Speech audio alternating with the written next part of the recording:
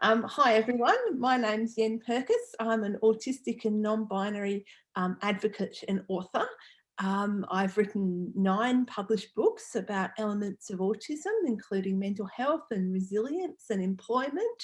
And more recently, I've written a book with my co-author, Dr. Wen Lawson, called called The Autistic Trans Guide to Life. And it's exactly what it sounds like. It's a guidebook for transgender and non-binary autistic folks.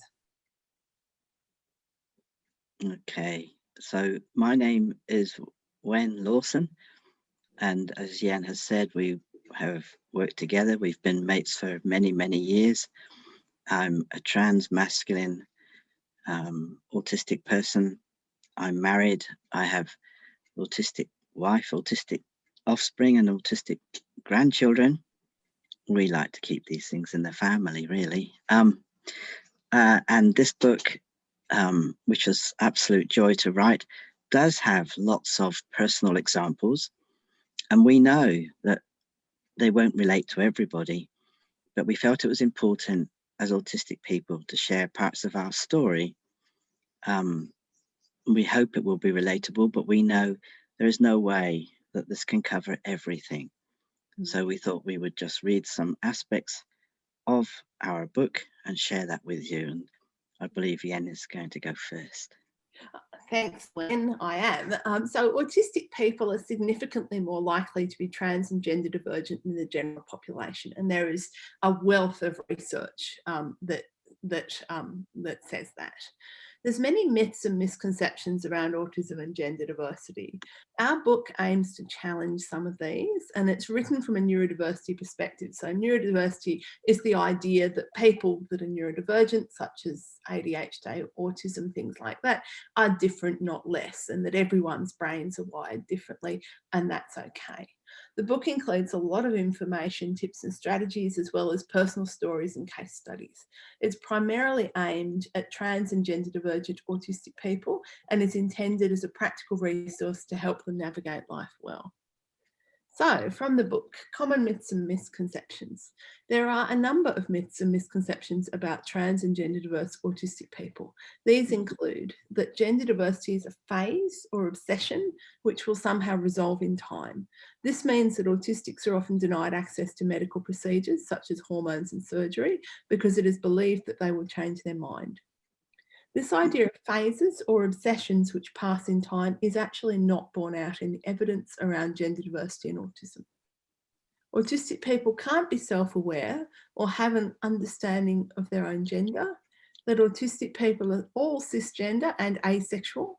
This view is often used in relation to any disabled people, and particularly people with intellectual disability. It is ableism and is highly unhelpful and invalidating to disabled people. Autism can be evidenced in the extreme male brain theory, which is not the same as extreme maleness. The misconceptions around and resulting from this theory can significantly and negatively impact gender expression. And trans autistic people don't or shouldn't have children. Trans and gender diverse autistic people actually do have children. This is not a negative thing, and judging parents based on their gender or neurotype is highly problematic and also insulting. So, second excerpt from the book is around elements of transition. These include coming to a realisation that you are trans and gender diverse. This can take some time for a person to arrive at, or it can happen quite quickly. Many experiences contribute to a person's understanding of their identity. Some awareness develops from discussion with other trans and gender diverse people, especially friends or family members. Awareness of gender diversity in media and popular culture and much self-reflection. It's not so much that one thing turns a switch on, but many things coming together to form a picture that represents a truer sense of yourself or selves. Coming out or making a public stand. Coming out is not just one conversation. A person usually comes out on several occasions to several different people. A person might come out to family, friends, partner, their kids, work colleagues, people in the same clubs, such as sporting clubs, health professionals, and others. Each of these coming out conversations may be very different. Some will be harder than others. Coming out can be a liberating and empowering experience, but it can also go badly, resulting in bigotry and transphobia. Making changes in gender expression, such as clothing and appearance, is another element of affirming gender, as is changing pronouns and titles. Pronouns and titles are a key part of affirming identity. Changing to he, she, or they, in turn, changes how a person views themselves and, importantly, how others view and relate to them. Pronouns reflect our understanding of a person's identity. Requesting and asserting the use of new pronouns is a core part of transition affirming gender for many people. Changing your name, possibly even more so than pronouns, changing their name is an assertion and positive affirmation of who a person is, their very core and identity. Changing your name can be viewed as a huge liberation, a new and more complete way of being. It takes some people time to come upon their new name, while others may have been using it internally for some time, but to affirm gender, they then share their name with others. Making official changes of names, pronouns, and gender on official and other documents, using the bathroom facilities which are appropriate for a person's identity, and advocacy and activism. This is a part of affirming gender which many people become involved in. Given we live in a world where gender identity is politicised and where trans and gender diverse people can be attacked for their gender identity, advocacy and activism can be a very important part to affirming gender. And now I've just got a couple of case examples. So Kai, affirming gender, name change. Kai is non-binary and autistic. They changed their name at the start of the year.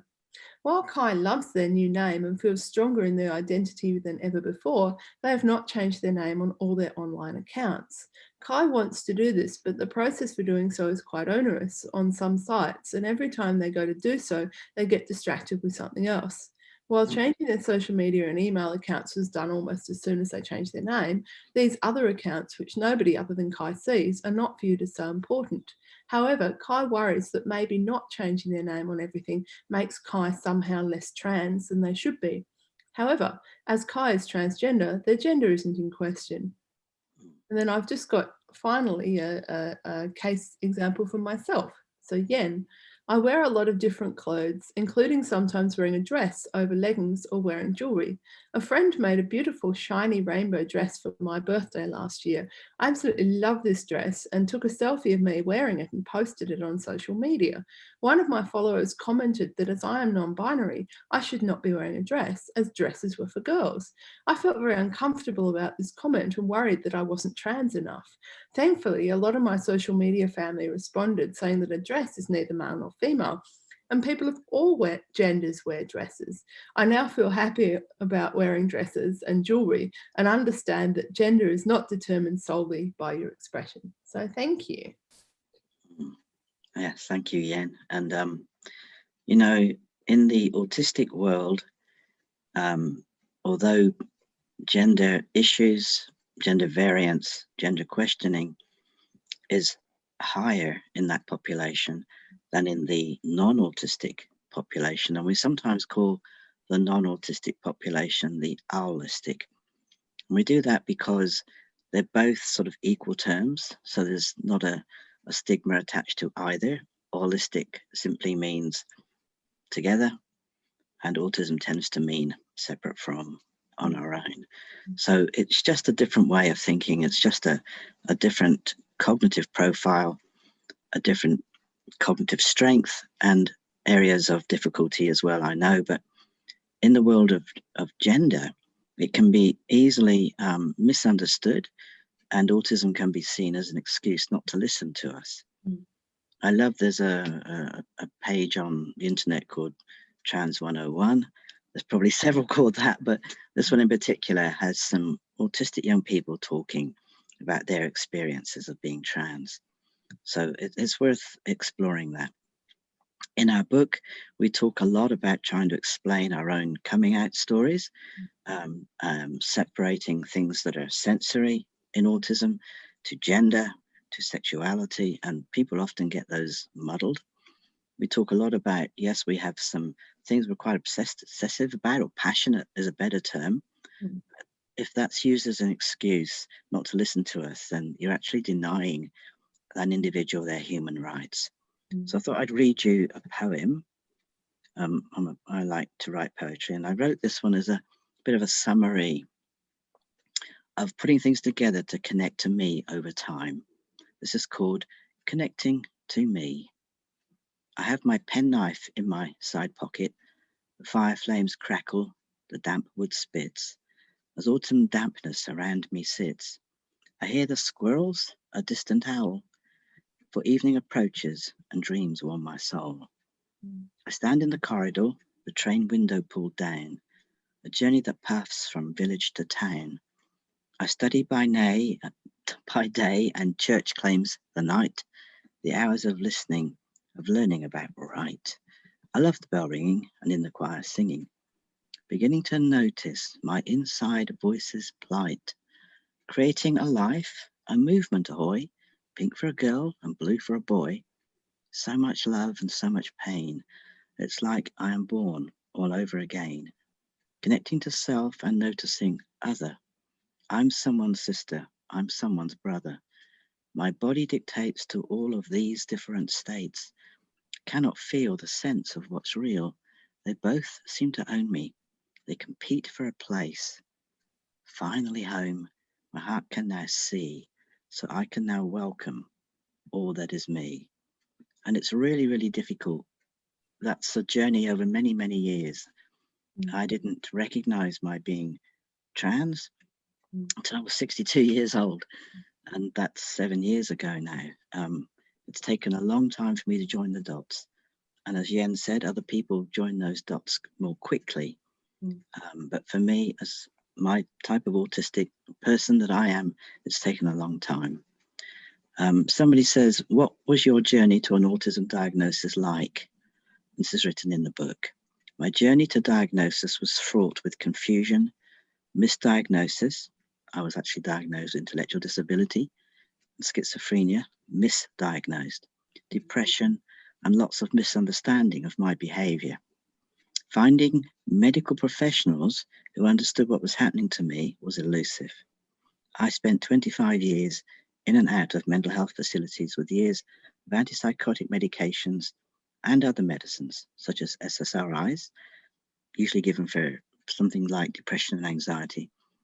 SSRIs, selective serotonin reuptake inhibitors for anxiety and depression. I was over 40 years old when I finally had an appropriate assessment for autism. So that in itself took time. And then someone says, and all of this is in the book, what is being an autistic person like for you? It's a little bit like saying, what music do you like? Because we're all so different. This is a strange question because I only know myself as me. So being autistic is normal for me. I can't imagine myself any other way. I sometimes wish I didn't have the difficulties that I do, but I still wouldn't give up on being me. And these difficulties, along with my strengths that autism gives me, are part and parcel of who I am. And they say, what are you writing about in this book on autism and gender identity? Well, in this book, I and my co-author, Yen, are specifically writing about autism and gender dysphoria and gender identity in autism. They are very different things in our autistic population. There are many gender identities and there are other differences between people. Gender dysphoria, which means a mismatch between the gender you were assigned at birth and the one or the ones you feel at home in autism is only starting to become understood. Next question says, what would you say is key to understanding gender dysphoria in autistic people? Gender dysphoria, sometimes called GD for short, in autism doesn't necessarily have only one explanation. However, the key message is that if we don't take this seriously, up to 40% or more of our population will be living with such discomfort, confusion of self-identity, poor mental health, difficulties focusing at school and at work, and incredible struggles fitting into traditional gender roles, or total disregard for social norms, expectations. So suicidality seems like their only option. So the key message here is one of listen and act. or the opportunity for that person to live a connected and meaningful life might be totally and permanently lost. Totally and permanently lost. We have nothing to lose, everything to gain by listening. And as another question here, what are the specific difficulties of being an autistic person experiencing gender dysphoria? Again, specific difficulties for autistic GD individuals will vary. These range from a belief that they should be free to be themselves, e.g. a foot-tall bearded male with a deep voice seeing no reason why they can't walk down the high street in a dress because they know they are female. And you can imagine the difficulties that would bring up, hey? Without any need to medically or socially transition, to an individual longing to socially and medically transition into the appearance and outer shell of the gender they know themselves to be, but don't have family or financial support to do so. There are also many hurdles to get over, such as not coping with invasive medical tests due to sensory discomforts. I can think of one young person who just doesn't cope with needles and blood tests, and so they insist on living their life as the female they know they are, but won't take any steps towards medical transition through fear, not because they don't want to, but it's simply fear. So having somebody come alongside and walk with you through these things is so, so important. There are also many, many other hurdles to get over, such as not coping with sensory discomforts. And I know for me, no one told me what it would be like as a man with male genitalia that I now have, standing to pee. No one sort of said, well, you're actually going to be able to smell your own urine, which was really scary for me when it happened, because I wasn't used to that.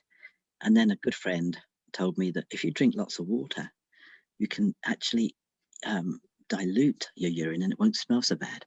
So small things like that allistic, non-autistic people might not take notice of, or might note and then move on past that. For us, we can get really stuck in some of those sensory things.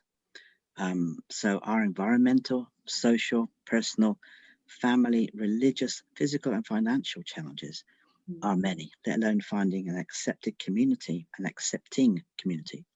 where whoever you are welcome, and you can take your time to discover and grow into being yourself. So there are lots of things in our book of this ilk, this nature, that we talk about and try to express from an autistic point of view, which is quite different to the non-autistic population, Yen? Absolutely. I think it's great. I mean, I do think that the biggest experts on autism are autistic people, because, hey, guess what? We know what it's like to be autistic, or we know our own experience being autistic. Of course, we're all individuals, and not the one size certainly doesn't fit all. But I think the strength of the book, or one of the strengths of the books, is that it is from our joint perspectives as autistic and transgender people. Before I wrote this, I hadn't really done much in the transgender space. So I kept feeling like I didn't actually know quite what I was doing. And then I drew on my experience and on the experience of others that I've spoken with, and I actually realised, yes, I do have a lot of insight into this content. I think it's great. I think it's a really useful addition to the literature. We are the experts in us, really. And I think it is challenging to be trans and autistic for a range of reasons. So any resources that are supportive and positive and have some useful strategies have got to be a good thing. Absolutely, absolutely. And I think we also hope, as well as other autistic people reading this book, we hope that professionals will, to gain some insights, because it's too easy to just dismiss us and say things like, as you said earlier, because we're autistic, we don't have insight into our own selves. And those things are actually more of a myth than a reality. Yeah. And what do you lose by walking with us and assisting and trusting us anyway? If you don't, then a parent might lose their son or daughter. they're That's non-binary person. Yeah. right. I always say to parents, whatever your views about gender diversity, if your child comes out to you, or if your child says they're questioning their gender, be supportive, because at best, not being supportive will ruin your relationship with your child, and at worst, it will end their life. So I know that sounds dramatic, but it's actually true. But it's true. It's borne out in evidence. So I think for parents, just if you have any issues, put them on hold, and guess what?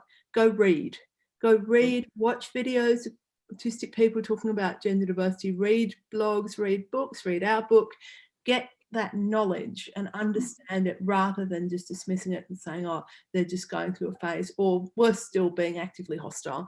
And allies are such a gift, a true ally for some, because this space, we live in a world that really doesn't like us very much. There is a lot of bigotry, there's a lot of transphobia, there's a lot of prejudice, and having people that stand beside us genuinely and say, I'm here for you, and help us speak up and all of those things is absolutely key. It's really important. Genuine allies are a gift. So please be, if you're not a transgender person, please be an ally. Yeah. Well said. Thank you. It's available through Jessica Kingsley, this book, published in the UK and in the States, and Amazon advertise it as well. So my Yenski website is www.yenpurkis, YENNPURKIS.com, and that's got a whole range of my stuff on it. So my books and walks and things like that. My TED. And mine is wenlawson.com, WENNLAWSON.com, or lowercase and no space. And both of us have a wealth of material for people to hunt through if they're interested. Yeah. So thank you for the opportunity, eh?